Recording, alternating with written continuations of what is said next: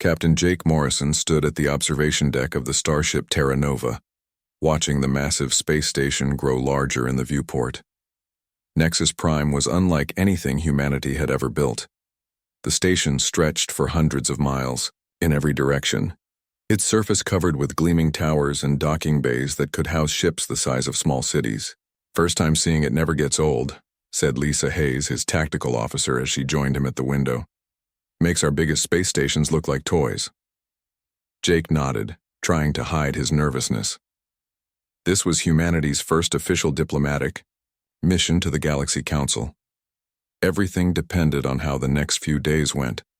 If they succeeded, Earth would join the galactic community as an equal partner. If they failed, humanity might find itself isolated or worse. "Captain, we're receiving docking instructions," called Ryan Carter from his communications station. The young specialist looked excited despite the tension in the air. "Bay 77 Alpha, they're sending a guide ship to escort us in." "Acknowledged." "Take us in nice and slow," Jake ordered. He wanted to make a good first impression. The guide ship was a sleek vessel that looked more like a work of art than a spacecraft. It led them through a maze of traffic lanes filled with ships of dozens of different designs. Some were geometric and angular, others flowed like liquid metal, and a few seemed to be made of pure energy barely contained in force fields. "Look at all of them," whispered Amy Rodriguez, the mission's chief scientist. "Each one represents a different species, a different world. We're really doing this." As they approached their assigned docking bay, Jake could see alien beings moving about on the station's observation decks.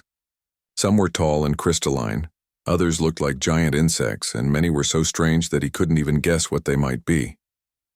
The Terra Nova settled into the docking bay with a gentle thud. Jake straightened his uniform and looked at his crew.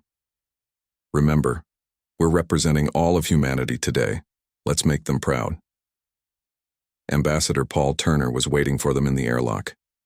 He was an older man with gray hair and kind eyes, but Jake could see the tension in his shoulders. Turner had spent years preparing for this moment, learning what little humanity knew about galactic politics and alien cultures. "Ready for this, Paul?" Jake asked. "As ready as anyone can be for something like this," Turner replied with a weak smile. "I've been practicing my greeting in 12 different alien languages.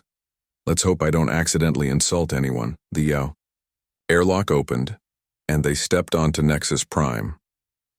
The air smelled different, full of strange scents that Jake couldn't identify. The gravity was slightly lighter than Earth normal, making each step feel like a small bounce. Their reception committee was waiting. The lead figure was tall and crystalline, its body made of what looked like living diamond. When it spoke, its voice sounded like wind chimes. "Welcome, humans. I am Kethvar, High Arbiter of the Zephyrian Collective. The Council will see you shortly." Behind Kethvar stood two other beings. One looked like a giant praying mantis with silver skin and compound eyes that reflected the station's lights. The other was harder to look at directly, seeming to be made of shifting energy that hurt to focus on. "Thank you for this opportunity," Ambassador Turner said, bowing slightly. "I am Paul Turner, speaking for the people of Earth and all human colonies." Kethvar's crystalline face showed no emotion. "Follow me. The council chamber awaits." They walked through corridors that seemed to stretch forever. The walls were covered with displays showing different worlds, star charts, and what looked like trade agreements written in dozens of alien scripts. Jake noticed that other aliens they passed in the hallways would stop and stare at the human delegation. Some seemed curious, others appeared hostile. "They're not exactly rolling out the welcome mat," Lisa whispered. "Can you blame them?" Amy replied quietly. "We've expanded to 30 star systems in less than 50 years. That probably seems pretty aggressive to species that take centuries to colonize a single world." The council chamber was enormous, with seating for thousands of beings. Most of the seats were empty, but Jake could see representatives from dozens of species scattered throughout the tiers. At the center sat 3 massive chairs, each designed for a different type of alien physiology. "The 3 major powers," Turner explained quietly. The Zephyrians, the Vorthan Collective, and the Luminar Empire. They basically run the galaxy between them. Kethvar took his place in the crystalline chair. The insect-like being, introduced as Hive Speaker Zixthal, settled into a chair that looked like it was made of living metal. The energy being, Prime Radiance Veltar, simply floated above the third chair, its form crackling with contained power. Humans of Earth, Kethvar's voice echoed through the chamber. You have requested membership in the Galactic Council. This is a privilege earned through centuries of peaceful development and cooperation with existing members. Tell us why you believe your species deserves this honor. Ambassador Turner stepped forward. Jake could see his hands trembling slightly, but his voice was steady and clear. Honored members of the Council, humanity comes before you not as conquerors but as neighbors. Yes, we have expanded rapidly, but only to worlds that were uninhabited. We have encountered 17 different species during our expansion, and in every case, we have attempted peaceful contact first. Attempted, buzzed Hive Speaker Zixthal. Yet your military vessels accompany every colony ship. Your worlds bristle with weapons. This does not seem peaceful to us. We have learned from our own history, Turner replied. Humanity has experienced great wars, but we have also learned the value of peace. Our weapons are for defense, not conquest. We offer the galaxy our knowledge, our resources, and our friendship. Prime Radiance Veltar's energy form pulsed brighter. When it spoke, its voice was like distant thunder. Your species develops technology at an alarming rate. In 50 years, you have achieved what takes most species centuries. This rapid advancement concerns us.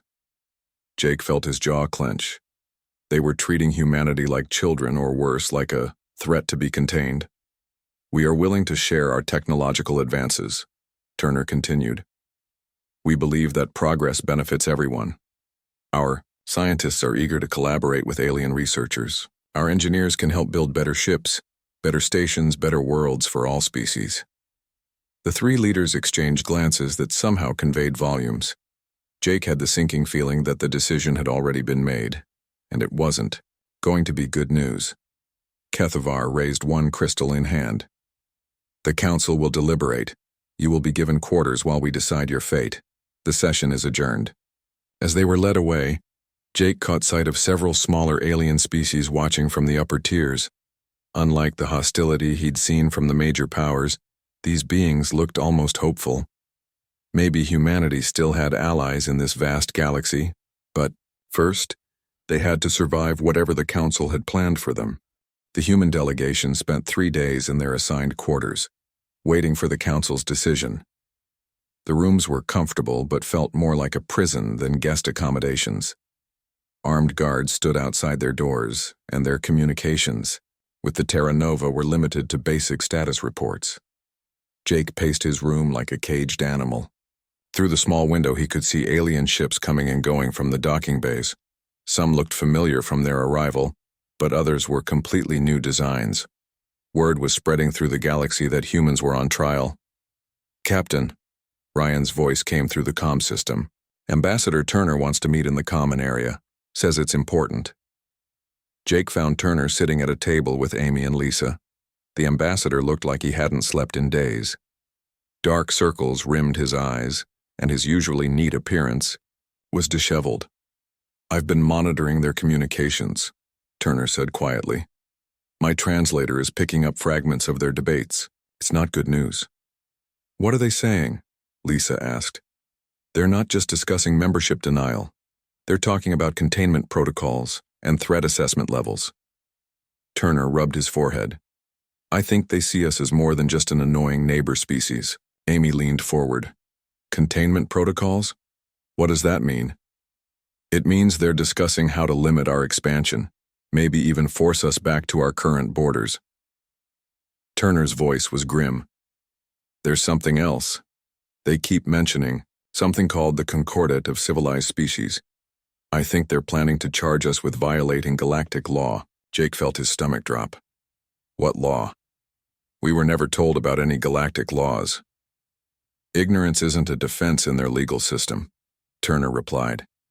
And apparently, expanding too quickly and developing weapons while doing it counts as aggressive. Behavior under their rules. Before anyone could respond, the door chimed. 2 crystalline guards entered, their diamond-like bodies catching the light. Ambassador Turner, one of them said in that wind chime voice. The council summons you for formal proceedings. The common area fell silent. They all knew what formal proceedings meant. This wasn't a membership discussion anymore. This was a trial. The council chamber had been transformed. What had been an open forum was now set up like a courtroom. The 3 major powers sat at an elevated bench, with hundreds of alien observers filling the galleries. Jake noticed that the smaller species he'd seen before were now seated in a separate section, almost like they were being kept apart from the main proceedings. Ambassador Turner was led to a small platform in the center of the chamber. Jake and his crew were directed to seats in what was clearly the defendant's section. Armed guards surrounded them on all sides. High Arbiter Kethvar's crystalline form glowed brighter as he began to speak. Paul Turner of Earth, you stand accused of representing a species that has violated the Concordat of civilized species. How do you answer these charges? Turner stood straight, his diplomatic training taking over despite the circumstances. Honored Arbiter, humanity was unaware of any such Concordat. We have acted only to ensure the survival and prosperity of our species. Ignorance is not absolution, buzzed Hive Speaker Zixthal. Your species has expanded to 30 systems in 50 Earth years. The Concordat clearly states that no species may claim more than 10 systems per century without council approval. We colonized only uninhabited worlds, Turner protested. We harmed no one. You developed weapons of mass destruction during your expansion. Prime Radiance Veltar's energy form pulsed with each word. You built warships capable of destroying planets. This violates the Concordat's restrictions on military buildup during expansion phases. Amy stood up from her seat. Those weapons were never used against anyone. They were built for defense only. Dr. Rodriguez, sit down, Jake whispered urgently. But it was too late. Silence from the observers, Kethvar commanded. The defendant will speak only when permitted. Turner raised his hand. If I may address the council's concerns. Yes, humanity has expanded rapidly, but only because we have the technology and resources to do so efficiently. Our weapons exist because we learned from our own history that being unprepared for conflict leads to greater suffering in the long run. Your own history. Zixthal's compound eyes reflected the chamber's lights as he leaned forward. Tell us about your own history, human. Tell us about your wars. Jake felt his blood run cold. This was exactly what they hadn't wanted to discuss. Turner took a deep breath. Humanity has known conflict, yes. We have fought wars over resources, territory, and ideology. But we have also learned from these conflicts. We have grown beyond them. Have you? Veltar's form crackled with energy. Your own planet still maintains military forces. Your colonies are governed by a military chain of command. You expand like a plague across the galaxy, consuming resources and building weapons.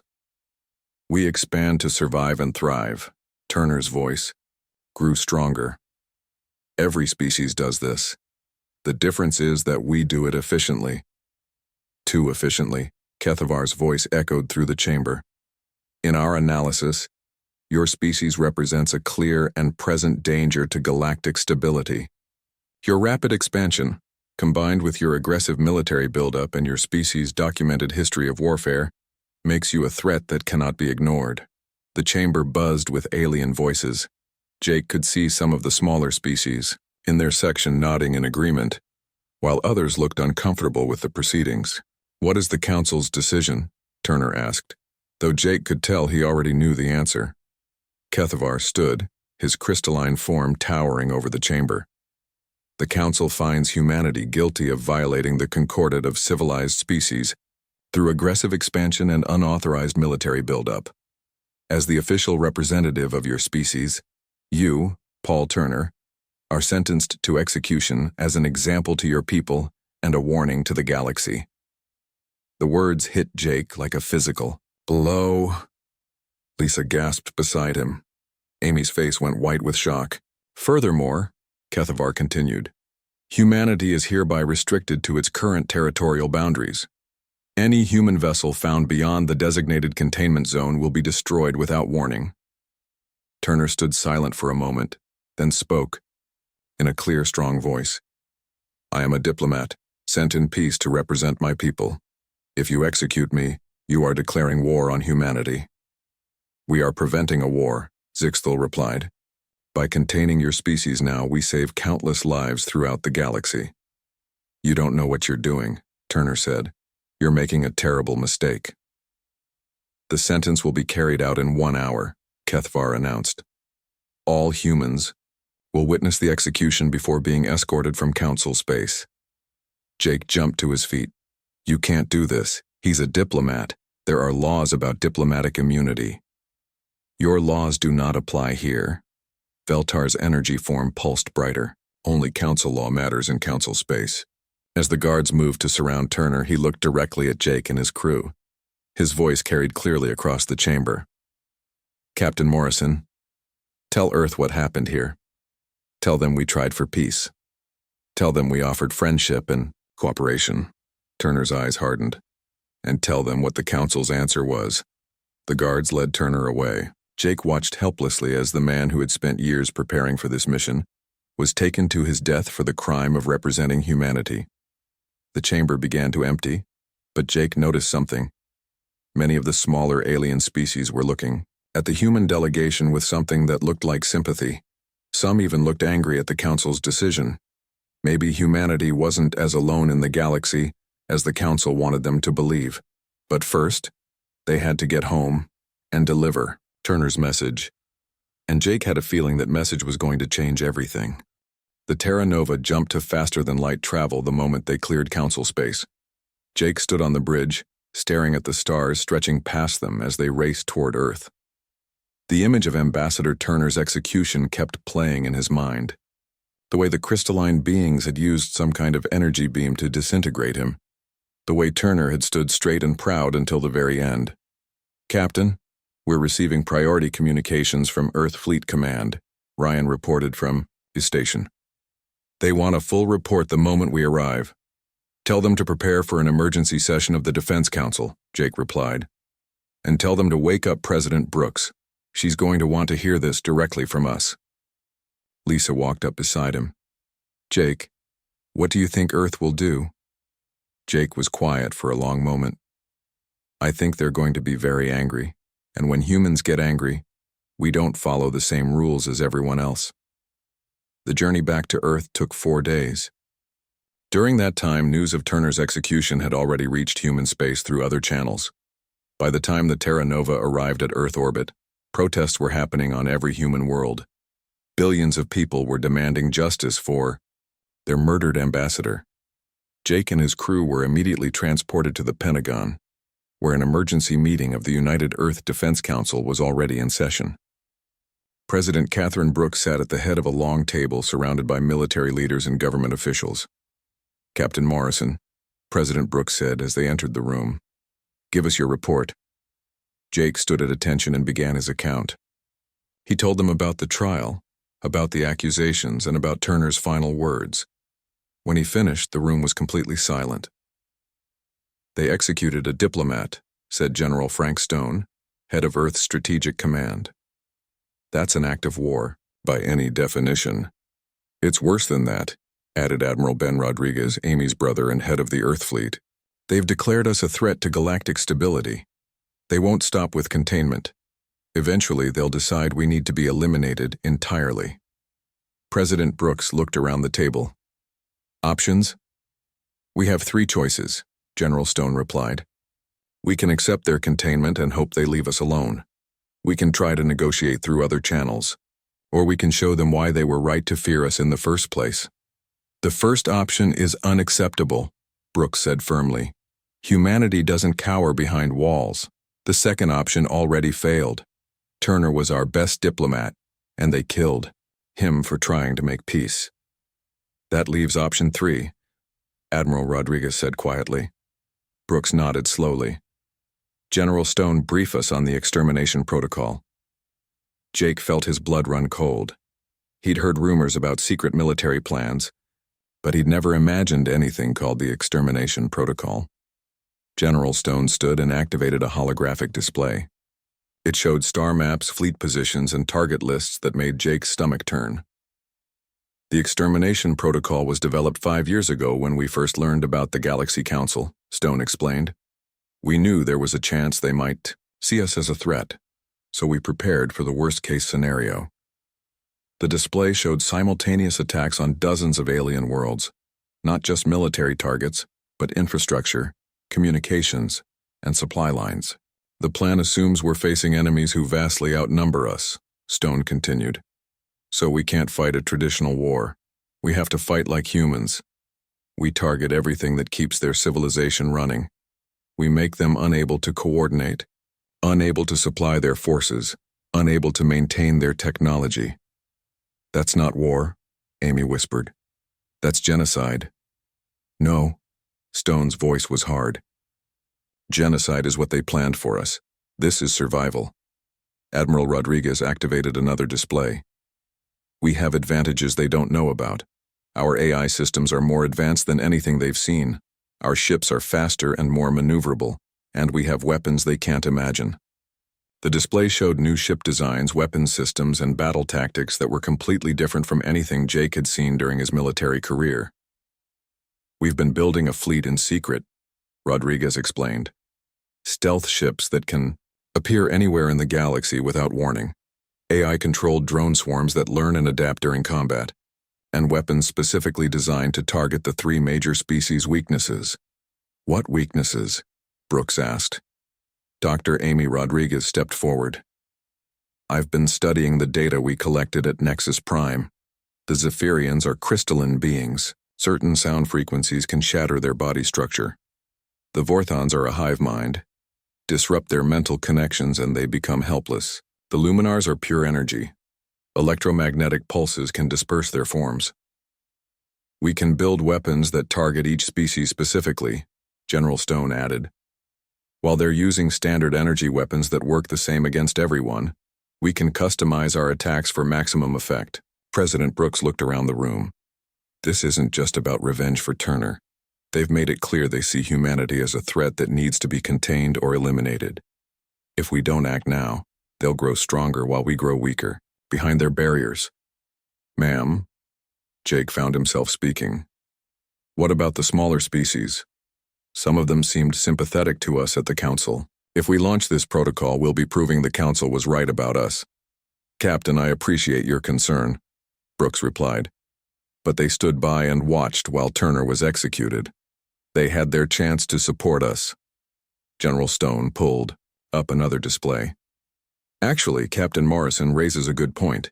Intelligence suggests several smaller species are unhappy with Council rule. We can use that. Offer them freedom from the 3 major powers in exchange for support or neutrality. A divide-and-conquer strategy. Admiral Rodriguez nodded. Turn their own subjects against them. Brooks stood up. How long do we need to prepare? The fleet is already in position, Stone replied. We can begin operations within 72 hours. And the weapons? Ready for deployment, Amy answered. We've been working on them ever since we learned about the different alien species. Brooks walked to the window and looked out at Earth below. Jake could see the weight of the decision on her shoulders. She was about to authorize the largest military operation in human history. They wanted to contain us because they thought we were too dangerous, she said finally. They killed our ambassador because they feared what we might become. She turned back to the room. Let's show them they were right to be afraid. Ma'am, General Stone asked. Activate the Extermination Protocol. All targets, all systems, simultaneous strikes. I want the Galaxy Council to understand that when you kill human diplomats, you get human soldiers. Jake felt a chill run down his spine. This wasn't just war. This was humanity unleashing everything they'd learned from centuries of conflict on enemies who thought war was a gentleman's game. One more thing, Brooks added. I want a message sent to every human colony, every human ship, every human outpost. Tell them what happened to Ambassador Turner. Tell them the galaxy chose war over peace. She paused, looking directly at Jake. And tell them that humanity accepts.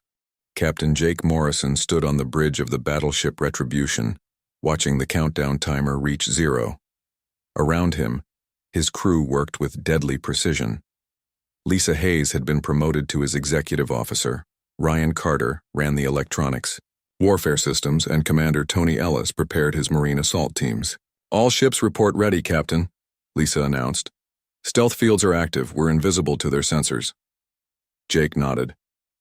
Across 12 different star systems, human fleets waited in the darkness of space. The aliens had no idea what was coming. They thought they had contained humanity behind invisible walls. They were about to learn how wrong they were. Begin Operation Turner's Revenge, Jake ordered. The first strikes hit simultaneously across the galaxy. Human stealth ships emerged from quantum tunnels like ghosts, appearing without warning in the heart of alien space. The three major powers had never seen anything like it. At Zephyr Prime, the crystalline homeworld of the Zephyrians, sonic weapons began broadcasting on frequencies that made the crystal beings scream in agony. Their beautiful crystal cities shattered like glass under the assault. High Arbiter Kethavar tried to coordinate a defense, but the sound weapons disrupted his ability to communicate with his people. In the Vorthan Collective's core systems, electromagnetic pulse bombs exploded in carefully calculated patterns. The hive mind that connected billions of insect-like beings suddenly went silent. Without their mental link, individual Vorthans wandered aimlessly, unable to function as a society. Hive speaker Zixthal found himself alone in his own mind for the first time in his life. The Luminar Empire faced a different horror. Quantum containment fields trapped their energy-based forms in tiny prisons, while magnetic pulse weapons scattered others across space. Prime Radiance Veltar watched helplessly as his people were reduced to flickering sparks of light. Status report, Jake called out as the Retribution engaged a Zephyrian fleet near their mining colonies. Enemy ships are trying to form defensive formations, Lisa reported. But they don't understand our tactics. They're sitting still like they're waiting for us to line up and shoot at each other. Jake almost smiled. The aliens fought wars like ancient Earth navies, with ships in neat lines exchanging fire until one side retreated. Humans fought wars like sharks in a feeding frenzy. Deploy the drone swarms, he ordered. Thousands of small AI-controlled ships poured out of the Retribution's launch bays. Each drone was no bigger than a fighter, but they moved in perfect coordination. When the Zephyrian ships fired at one drone, 10 others would attack from different angles. The drones learned from each encounter, adapting their tactics in real time. Captain, we're receiving surrender requests from the alien fleet, Ryan reported. Denied, Jake replied coldly. They didn't accept Turner's diplomatic mission. We don't accept their surrender. The battle was over in less than an hour. The Zephyrian fleet was destroyed, their crystal ships floating as broken fragments in space. Similar scenes played out across the galaxy as human forces showed no mercy to their enemies. But the real genius of the Extermination protocol wasn't in the space battles. It was in the systematic destruction of everything that made galactic civilization possible. Human special forces teams, led by Marines like Tony Ellis, infiltrated alien worlds and destroyed communication networks, power plants, and transportation systems. They didn't target civilians directly, but they made normal life impossible. Without power, without communications, without transportation, the advanced alien societies began to collapse. Sir, we've taken the orbital platform, Ellis reported, from the surface of a Vorthan world. Their hive queens are trying to re-establish mental links, but our jammers are keeping them isolated. Good work, Commander. Move to the next target. What terrified the aliens most was humanity's approach to warfare. While they followed ancient codes of honor and rules of engagement, humans treated war like a problem to be solved with maximum efficiency. They targeted supply lines, communication networks, and infrastructure. They used psychological warfare to turn species against each other. They showed no respect for the traditional boundaries between military and civilian targets. 6 months into the war, the tide had completely turned. The three major galactic powers were reduced to defending their core worlds, while their outer territories fell to human forces or rebelled with human support.